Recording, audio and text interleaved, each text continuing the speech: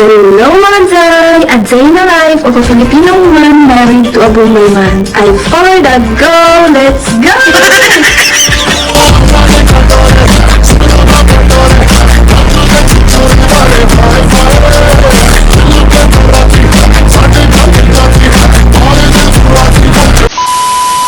Hi everyone! Maaga nang nagising ang inyong Disney princess for today's video. Char. So for today's video, bago natin pag-usapan ng about sa black magic na yan, ipapakita ko muna ang ganap tuwing may big event order kami. Ito nga pala ang famous traditional Indian sweets. Meron tayong rasagula, yung white balls, kamlabog, yung orange balls, at itong pantwa, yung black balls. Lahat nito ay gawa sa tsena or acid set cheese. This is made out from fresh cow milk. By adding the lemon juice, makakabuo ka ng whey. Pag mga big order ganito, maaga talaga ako nagigising dahil I want to personally handle. Gusto ko perfect, walang missing item at quality ang product. Grabe kabongga ang kasalan dito. Sa mga sweets pa lang gumagastos sila ng 20 to 30,000 pataas. Kaya mini-make sure talaga namin na quality at walang missing item ang sweets na ipapadala namin. So after natin ma-make sure na quality at kumpleto na ang product, nire-ready ko na ang mga boxes para paglagyan nito. 150 boxes nga pala ang order nila na mixed sweets. Yung 2,000 pieces na rasagula at 65 kg na sweet yogurt ay naka-ready na. Itong mixed item na lang ang aking ire-ready.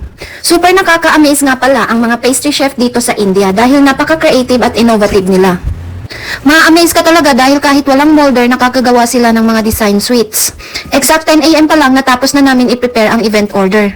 Maaga talaga namin dinideliver pag Muslim wedding dahil maaga nag-uumpisa ang function nila at maaga din natatapos. Pag Hindu marriage naman, gabi na nag-uumpisa at madaling araw natatapos. At umaabot pa ng 3 araw ang Hindu marriage celebration. Kaya umaabot talaga ng milyon ang gastos ng Hindu marriage dahil 3 araw ang celebration nila. Iba pa ang gastos nila sa mga ginto at sa mga sari. Yun nga pala ang ating part-time delivery man. Tuwing may event kami, kinukuha namin siya para i-deliver ang mga order. Alam nyo ba na may haka-haka dito na pinapakulam or pinapa-black magic daw ang shop namin para magsara kami? Totoo man o hindi, pero nakakalungkot pa rin na may mga tao na hindi masaya sa pag-angat ng iba. Sa harap ng shop namin, merong isang shop na 3 dekada nang nag-ooperate. Sa 3 dekada ngayon, sila lang ang sweet shop sa lugar nila Jano. At ang haka-haka, ayaw daw nila malamangan at every time na may mag-open ng sweet shop, pinapakulam nila para magsara. May mga unusual na bagay na nangyayari sa amin ni Jano. Like for example, madalas kaming mag-away ng aking asawa tuwing nasa shop kami. Hindi kami mapakali at hindi kami mapalagay. Parang napakabigat sa pakiramdam pag nasa shop kami. Kaya umabot sa punto na nag-request ako sa aking asawa na magbakasyon muna ako sa Pinas ng 1 buwan. May mga unusual na bagay din na tinatapon sa harap ng aming shop. Bigla-bigla na lang kinabukasan, may mga red powder nang nasa harap ng aming shop, may mustard oil, at saka minsan merong mga unusual na mga bagay. Like for example, nakatuhog na sili at saka lime. At ang pinakakakaiba na naitapon sa harap ng aming shop ay patay na pusa at wala na itong mga kuko. At ang pulang bulaklak na gumamela at itinatapon din sa harap ng aming shop. Sa una, hindi namin napapansin ni Jano kasi ano bang alam namin sa mga kulam-kulam na yan.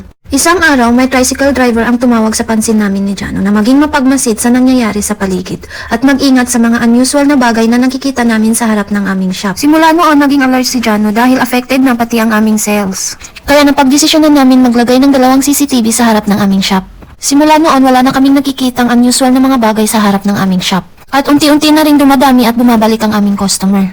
So, eto na ang ating pag-games. Ano ang inilagay ni Jano sa harap ng ating shop para ma-monitor natin ang shop tuwing gabi? Comment down your answer. Pipili ako ng 3 tao na deserving para sa ating pa-Gcash. Let's go!